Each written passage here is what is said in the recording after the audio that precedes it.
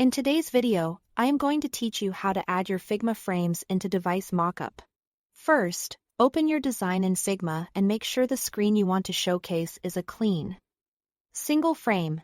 If your UI spills outside the frame, take a moment to tidy it up so it fits neatly. This will make placement smoother in the mockup. Next, open the Plugins menu by pressing Ctrl+/ to bring up the quick search. Type Visual Mockups, then run the plugin.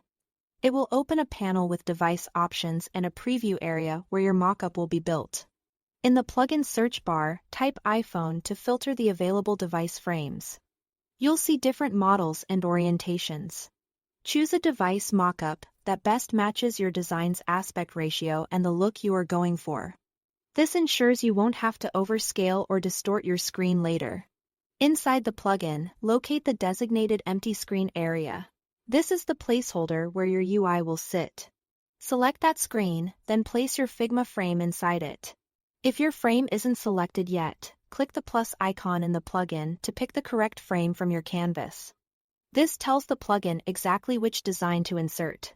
Once your frame is linked, adjust its position and scale so the important parts of your UI are centered and visible.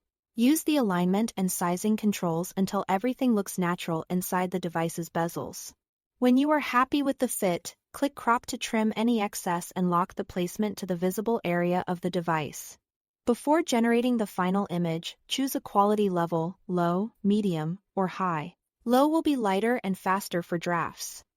Medium is a solid default for most cases, and high gives you the crispest result for presentations or exports.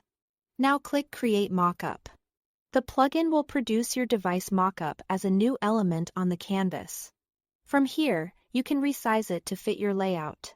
Scale it up for hero shots or down for grids and case studies. If you are arranging multiple mockups, keep spacing consistent so your presentation looks clean and intentional. That's the full walkthrough. Thanks for watching.